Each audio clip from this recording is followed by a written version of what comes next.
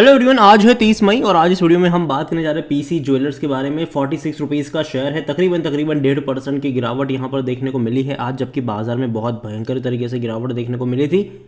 और आज इस कंपनी के नतीजे भी आए हैं। हालांकि जो रिजल्ट्स आए वो मार्केट क्लोज होने के बाद आए, तो जो नतीजे का इम्पैक्ट है वो कल देखने को मिलेगा। बात करेंगे वीडियो में उस रिजल्ट्स के बारे में, साथ में ये भी डिस्कस करेंगे कि भाई साहब इस पे ऊपर भरोसा कर सकते हैं कि नहीं इस कंपनी के ऊपर। तो देखिए, वीडियो को शुरू करो उससे पहले अगर आपने अभी तक चैनल को सब्सक्राइब नहीं किया है तो प्लीज़ अभी इसे सब्सक्राइब कर लीजिए, क्योंकि आगे भी बहुत सारे वीडियोस हैं जो आपको काफ़ी ज़्यादा हेल्प करेंगे। तो यहाँ पर 46 रुपीज़ का शेयर है और आज गिरावट है। एक महीने का ग्राफ देखो तो लगातार गिर ही रहा है ये, और एक साल का ग्राफ देखो तो काफ़ी इंटरेस्टिंग है। देखो, तेज़ी जब आती है ना तो एक झटके में बहुत बड़ी तेज़ी आती है विदाउट एनी रीज़न।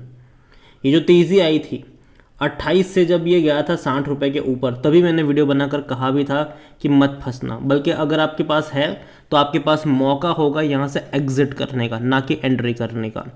क्योंकि यहाँ पर अगर आप देख रहे हो तो ये होता है, ठीक है, गिरावट आएगी, तेज़ी आएगी। और अभी अगर आप देखोगे तो 65 रुपीज़ के लेवल से मार्च महीने से लगातार ये गिर रहा है और बीच बीच में अटेम्प्ट करता है आपको लुभाने का, ठीक है, बीच बीच में अटेम्प्ट करता है ये। अगर आप यहाँ से देखने की कोशिश करो तो ये गिरा था, फिर वापस 52 से भाग कर आया था 60 पर, वापस गिरा था, वापस फिर एक दिन की बड़ी तेज़ी आई थी, फिर 53 से सीधा 56 पे गया था।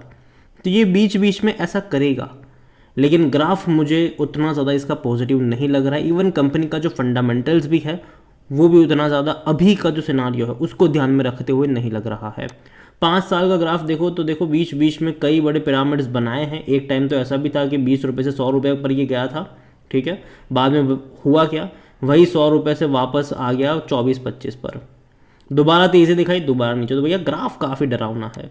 एक टाइम ऐसा भी था जब ये भाई साहब 600 के करीब जाने वाला था, ये 588 590 पे गया था, ये हालत ख़राब हुई, कई ज़्यादा एलिगेशन लगे। ये तब का दौर है जब नीरव मोदी मेहुल चौकसी वाला कांड हुआ था और शेयर की हालत बद से बदतर हुई थी। शेयर जो था वो 11 रुपये पर चला गया था। बाद में तेज़ी भी आई बीच बीच में, लेकिन अगेन मैं कहूँगा कि मैं भरोसा इसके ऊपर नहीं करता हूँ। आज इनके रिजल्ट्स भी अगर आप देखोगे तो तकरीबन जो इनकम हुई है वो 59 करोड़ के आसपास की हुई है, जो इससे पहले के क्वार्टर में 43 करोड़ की थी और पिछले साल इसी क्वार्टर में 170 करोड़ की इनकम थी। तो इनकम में पिछले साल के मुकाबले भारी भरखम गिरावट है, पिछले क्वार्टर के मुकाबले हल्की सी तेज़ी ज़रूर है, लेकिन अगेन मैं कह दूँ एक्सपेक्टेशन अगर आप देखोगे तो अच्छी होती है इन दौरानों में, लेकिन नहीं डिलीवर कर पाए। और दूसरी तरफ अगर आप देखोगे तो कंपनी के ऊपर कर्जा ज़्यादा है। आप खुद सोचिए कि 59 करोड़ के रेवेन्यू में इनकी जो फाइनेंस कॉस्ट है, डेट वाली फाइनेंस कॉस्ट, वही 130 करोड़ की है। और इसी वजह से इनके जो टोटल खर्चे अगर आप देख रहे हो यहाँ पर तो वो 185 करोड़ के आसपास के हैं।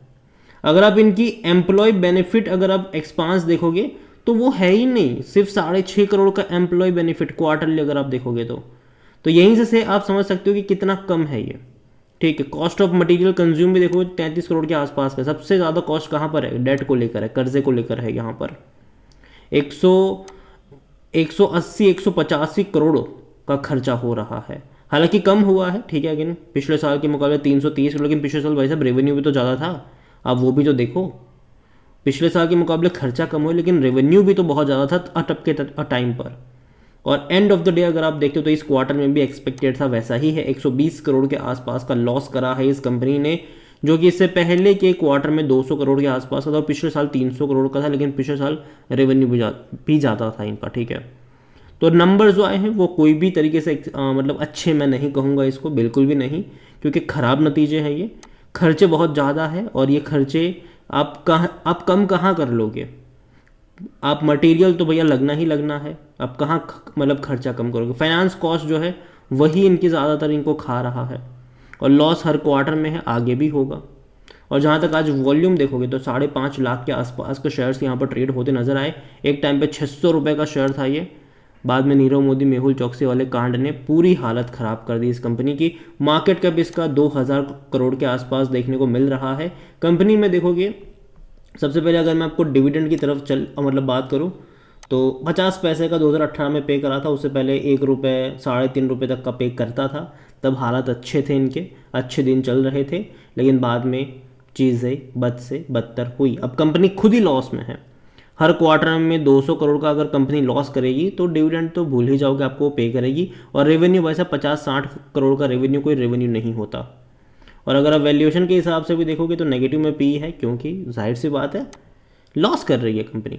लेकिन सरप्राइज ये है कि अकॉर्डिंग टू टिकर टैप एक एनालिस्ट खरीदारी की बात कर रहा है, मैं तो नहीं कर रहा हूँ, ठीक है। और जहाँ फाइनेंशियल्स अगर आप देखते हो तो आप देख सकते हो कि हर क्वार्टर में नुकसान ही है। मार्च में 302 करोड़, 170 करोड़, 340 करोड़, 200 करोड़, इस बार का 120 करोड़ के आसपास का है, लेकिन लॉस होता है, ठीक है। बीच में कुछ क्वार्टर आए ज़रूर थे, जून 2022 और सितंबर 2022 में, और ये वो टाइम था जब तेज़ी भी आई थी, जहां इनके रेवेन्यू में बहुत बड़ा जंप आया था। जहां इससे पहले अगर आप देखो रेवेन्यू तो 227 करोड़, मतलब 227 करोड़ का रेवेन्यू था और 172 करोड़ लॉस था। जून में बढ़ गया रेवेन्यू 623 करोड़, फिर 75 करोड़ प्रॉफिट। सितंबर में और बढ़ गया 950 करोड़ और 85 करोड़ प्रॉफिट। लोगों को लगे भाई साहब चीज़ें बदल गई यहाँ पर, लेकिन ऐसा नहीं हुआ। अगले ही क्वार्टर में वापस से वही हुआ, अगले क्वार्टरों में जो हर बार होता है। तो यहाँ पर 1-2 क्वार्टर के नंबर्स भी अगर बीच बीच में अच्छे आएंगे तो भी मैं इसके ऊपर एकदम से भरोसा नहीं करूँगा, ठीक है। वो मौका ज़रूर होगा, ठीक है, कि जो लोगों के पास है वो उनके लिए एग्जिट करने का।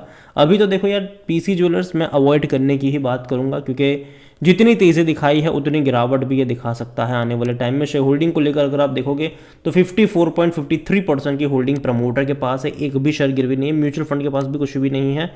इंस्टीट्यूशन की होल्डिंग वैसे भी कम है, 1.46% डोमेस्टिक के पास है, 0.93% एफआईएल्स लेकर बैठे हुए हैं।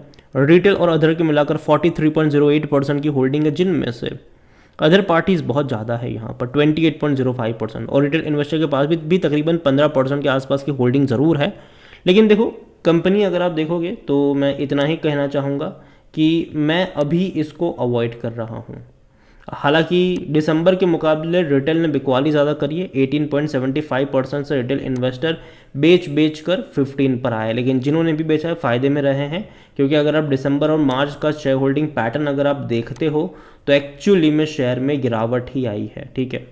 शेयर में गिरावट ही यहाँ पर देखने को मिली है। तो ये मैं आपसे यही कहूँगा कि मैं तो थोड़ी सी दूरी बनाना यहाँ पर पसंद करूँगा। और ग्राफ अगर आप देखो तो लगातार 65 से नीचे की तरफ जा रहा है, और कहीं पर भी एक, हालांकि 48 रुपीज़ का सपोर्ट ज़रूर था लेकिन वो भी टूट चुका है। तो अब नेक्स्ट सपोर्ट जो है वो काफ़ी नीचे के लेवल पर है, काफ़ी मतलब काफ़ी नीचे वाला जो सपोर्ट है वो नज़र आ रहा है, और जो है वो 28 से 30 रुपये का रेंज है, ठीक है। अब काफ़ी लोग बोलेंगे कि भूल जाओ कभी नहीं जाएगा, लेकिन अगेन मैं कह दूँ कि जब कंपनी फंडामेंटली स्ट्रांग नहीं है तो पहली चीज़ वहाँ पर रिस्क लेना नहीं चाहिए। और जिस तरीके से बाज़ारों में गिरावट देखने को मिल रही है, अच्छी अच्छी कंपनी आपको सस्ते वैल्यूएशन के ऊपर देखने को मिलेगी, तो ऐसे में इस मतलब पीसी ज्वेलर्स जैसी कंपनी में पैसा नहीं फंसाना चाहिए, ठीक है। ये मेरा मानना है, अगेन ये मेरा पर्सनल ओपिनियन है, कोई भी इन्वेस्टमेंट एडवाइस नहीं है। ये वीडियो को यहीं पे एंड करता हूँ। पसंद आया हो तो लाइक करें, शेयर करें, चैनल वगैरह पहले बारे तो प्लीज़ सब्सक्राइब करें। और पीसी ज्वेलर्स के बारे में आप क्या सोचते हैं वो भी आप मुझे कमेंट में लिखकर बता सकते हैं। Thank you.